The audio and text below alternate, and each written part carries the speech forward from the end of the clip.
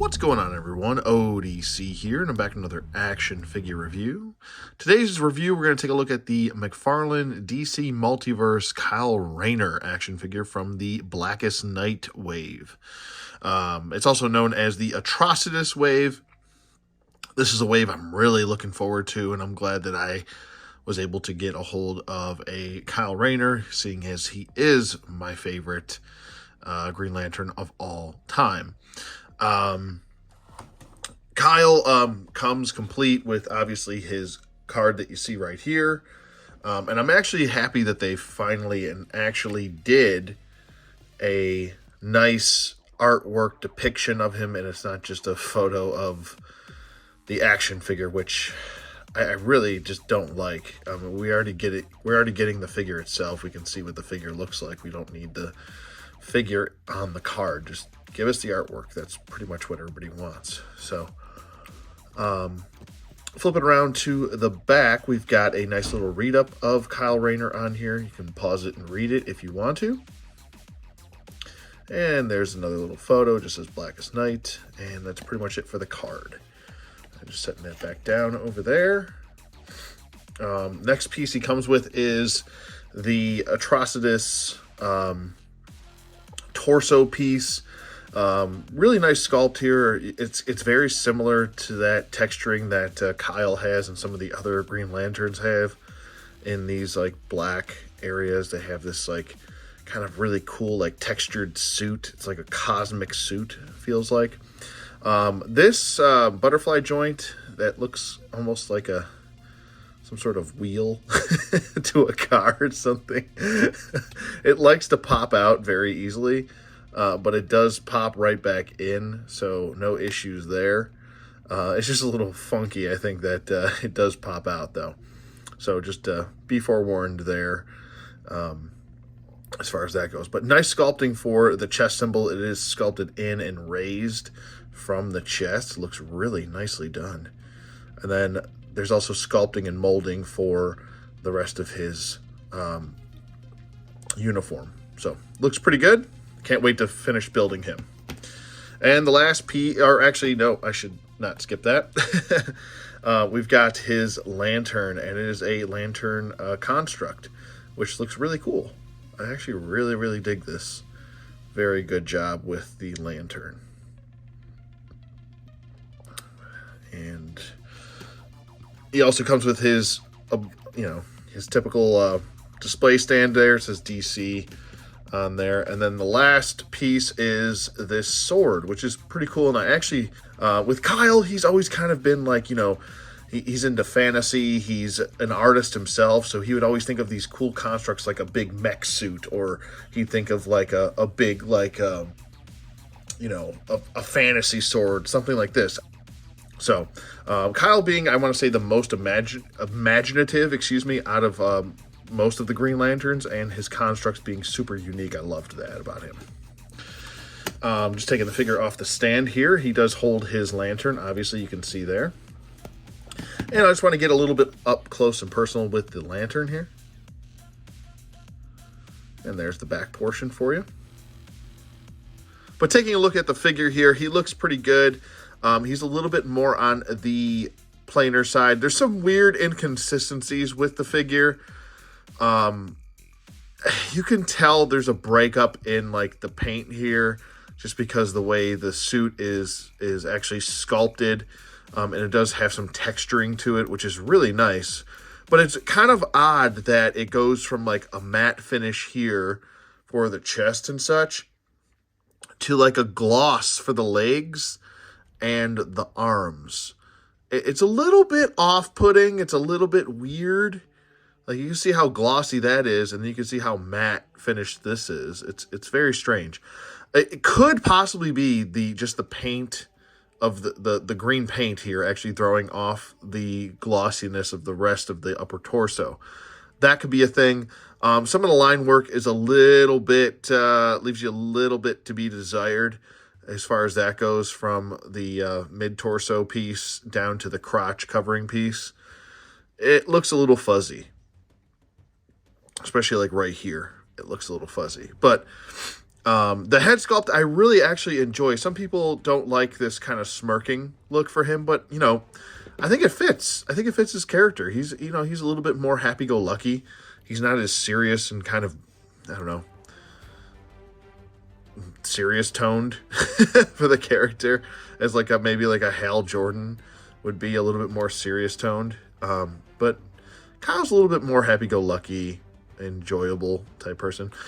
We do have this kind of issue where his ear and his neck are painted the same way, and then the rest of his face is kind of a different shade entirely, and you can totally just see that right off the bat.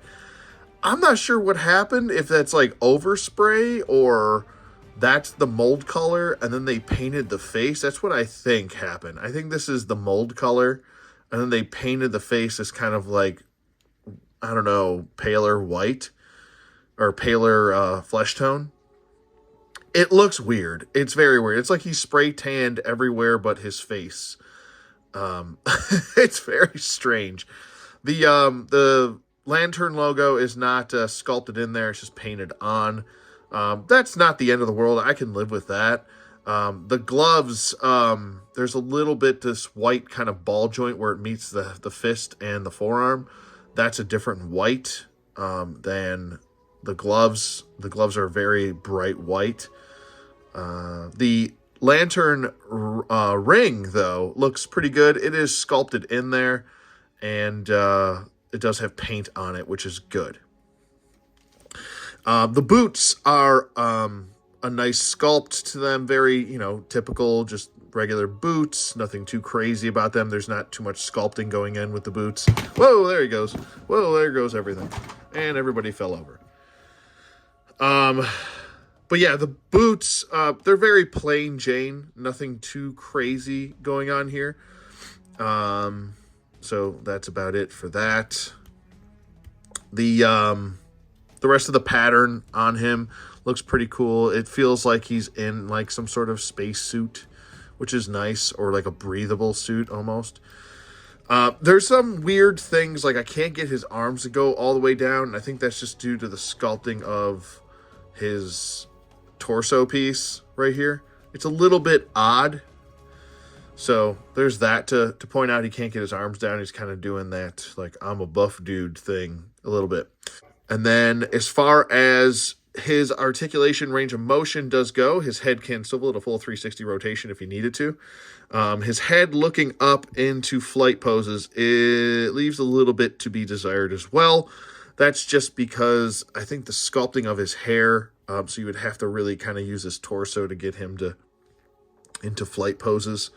But I still think it can work, use your imagination. These are toys at the end of the day. His head can look down nicely though, so if you want to get him into like maybe a he's flying down pose, you could do that. His head tilts nicely, really good range of motion in the head tilt. And let's see if he's got some job turkeys. Oh yeah, we got some gobbles up in here. So that's good. I wonder if the neck piece is separate too. Now, yeah, it looks like a separate piece, but it doesn't really move or swivel or anything like that. Arms can go up, arms go down, full 360 rotation in the arm as well. He does have the butterfly joint, the typical multiverse, DC multiverse butterfly joints. He can swivel at the bicep. He does have a double jointed elbow, and that's maxed out for the double joint. He can swivel at the wrist, and he has a hinge joint, which does go up and down as far as like a pistol type hinge joint, which is nice. He does have a trigger finger right there, and then a fist hand on this side. I feel like every Green Lantern should have a fist hand, at least one. So that makes sense. A torso piece you can crunch forward and back. Back about that far. It does break up some of the sculpt right there. It's not the end of the world. I'm just kind of pointing it out. You can crunch forward a little bit, and that's about neutral. So just a little. Back and forth, twisty, and then you can twist at the waist as well separately. He can kind of crunch back at the bottom of the waist and crunch forward a little bit too. He can do the splits very nicely, like most multiverse figures can. Legs go forward about that far. That's more than needed. Legs go back as well. And then we do have a upper thigh swivel. It's more of an anatomically correct upper thigh swivel. He does have a double jointed knee. He can pointy toe, he can pointy heel, and he can ankle pivot, and he can also swivel. So that's nice, and toe articulation. So that's pretty much it for articulation. And one last little piece, he can hold his sword in there. Sorry I didn't include that earlier, but he can hold his sword nicely if you want to have him kind of like, relaxed posed or, whatever. You can get to that. You could do something like this if you wanted to. You could do something like he's pointing the sword at somebody, in a power stance. Like, you could do that if you wanted to. Looks pretty cool. It's nice that he does have the vertical hinge joints, so you can really kind of get to that swordsman-esque dueling kind of stance. So that looks really good. This is pretty decent as far as range of motion, articulation, everything. So looks good with the sword, without the sword, however you want to do it. Okay, as far as size comparisons do go, here he is with two DC Multiverse figures as well.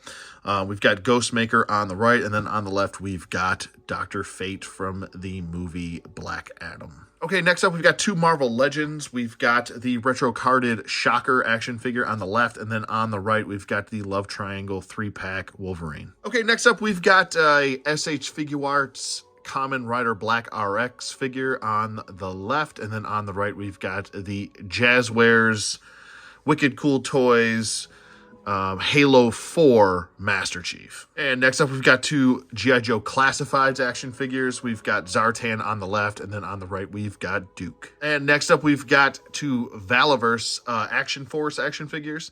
We've got the Riot Trooper on the right, and then on the left, we've got Condor. Okay, next up, we've got a Mezco action figure in Nosferatu on the left, and then on the right, we've got a Motu Classics Hurricane Hordak. All right, next up, we've got fellow Mcfarlane Toys action figures in the Spawn line. Actually, one Spawn line. The other one is the Mortal Kombat line, is the Mortal Kombat Commando Spawn, and then on the left we've got from the Spawn line, Haunt. Okay, so for my final thoughts on the Blackest Nightwave DC Multiverse Mcfarlane Kyle Rayner action figure, there's some little idiosyncrasies about him that are a little bit off. Like some of the paint apps are a little bit like fuzzy in certain areas, like I pointed out earlier.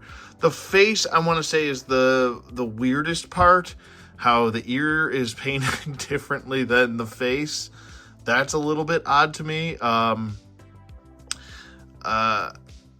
Little things about him are a bit off. But I want to say overall as a package, for what he does come with, and I'll just throw his lantern in there too.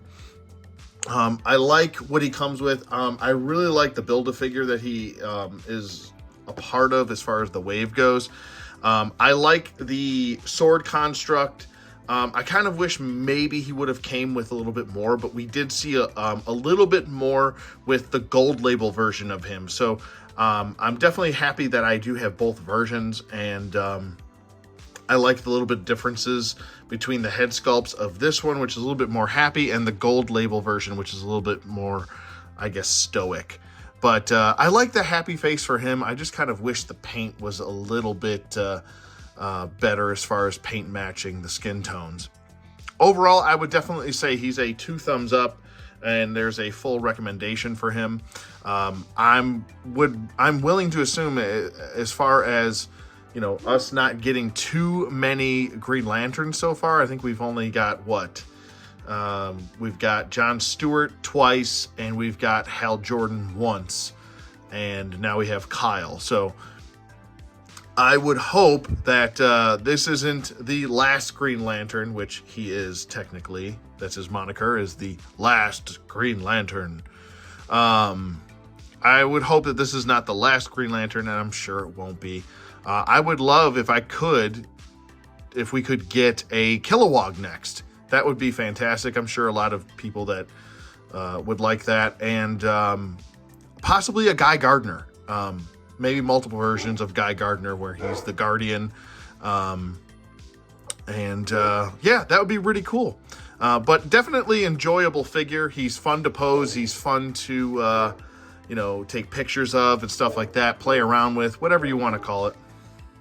But that's going to be pretty much it for me. Let me know what you guys think in the comments below. Do you like Kyle Rayner? Do you like the figure itself? What do you think of it? And yeah, be sure to like, comment, and subscribe. All that easy stuff to do. That does support the channel quite a bit. And yeah, I'll see you guys on the flip side.